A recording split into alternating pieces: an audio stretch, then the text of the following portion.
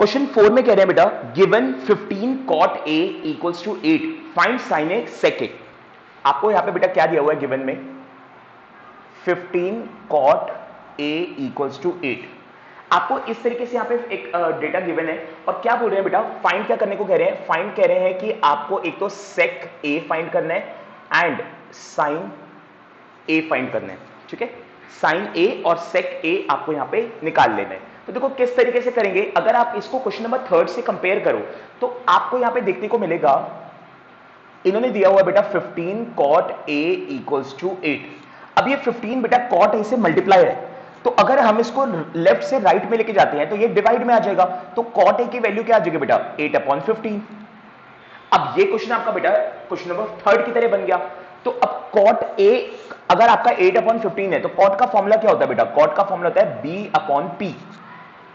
b/p अगर यहां पे मैं बेटा फिगर बना लूं इसकी, और ऑल्दो इन्होंने मुझे फिगर दे नहीं रखी है, बट अगर मैं यहां पे फिगर बना लूं, एक राइट एंगल ट्रायंगल बना लूं और जिसमें मेरे पास यहां पे cot a थीटा है बेटा, a जो है वो थीटा है, तो a को मैं यहां पे रख देता हूं क्योंकि मेरा थीटा है, और 90 मैं b ले लेता हूं और c मैं अदर ले लेता हूं। तो इस तरीके से मेरे पास हो गया। अब आप देखो बेटा 90 के सामने वाला मेरा हाइपोटेन्यूज होता है, थीटा के सामने वाला मेरा परपेंडिकुलर होता है जो कि मेरे पास दिया हुआ है 15, और थीटा के नीचे वाला मेरे पास बेस होता है, इसी तरीके से रहता है। अब क्योंकि ये आपको बेटा रेशियोज में दिया हुआ है तो आप यहां पे रेशियो को एग्जैक्ट वैल्यू नहीं मान सकते। बेस अगर आपका 8 है तो 8 नहीं है बेटा, ये 8x है क्योंकि रेशियो में दिया हुआ है, रेशियो में दिया हुआ है तो आप यहां पे रेशियो को कॉमन रेशियो जो होती है बेटा उसको आप x यहां पे लेट कर सकते हो। ठीक है, कॉमन रेशियो को आप यहां पे x लेट कर सकते हो जिससे ये इसकी वैल्यू बन जाएगी, मतलब 8 इसकी वैल्यू नहीं है, 8x इसकी वैल्यू है एक्चुअल। इसी तरीके से p जो है बेटा वो 15 है तो ये 15x बन जाएगा, और h आपको यहां पे निकालना है, यानी कि हाइपोटेन्यूज जो है वो आपको यहां पे निकालनी है। तो क्या करेंगे बेटा पाइथागोरस थ्योरम लगा देंगे, तो h equals to h² equal to p square plus b²। So h² equals to p की जगह आ जाएगा बेटा 15x का स्क्वायर और प्लस 8 की जगह आ जाएगा 8x का square. So h equals to 15 का हो जाएगा बेटा 225x स्क्वायर प्लस 8 का हो जाएगा बेटा 64x स्क्वायर, और ये आ जाएगा अंडर रूट में।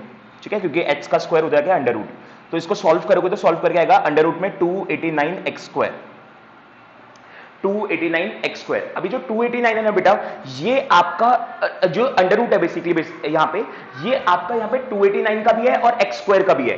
तो 289 किसका स्क्वायर रूट होता है बेटा, 289 होता है 17 का, और x स्क्वायर का x हो जाएगा। तो इसका मतलब h की वैल्यू कितनी आ गई बेटा 17x। अब क्या करना है, अब जो जो भी उसकी रिक्वायरमेंट है वो निकाल लो।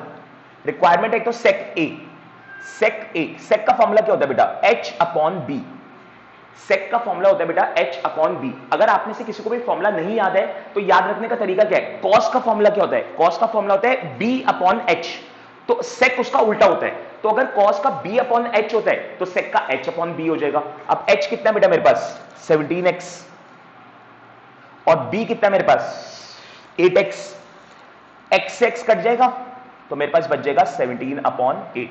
और सेम चीज आपको साइन का भी निकालना है, तो साइन का फॉर्मूला होता है बेटा p/h, तो p है मेरे पास 15x और h मेरा निकल चुका है 17x, तो 15x और 17x, x कट जाएगा तो बचेगा 15/17। Answer complete.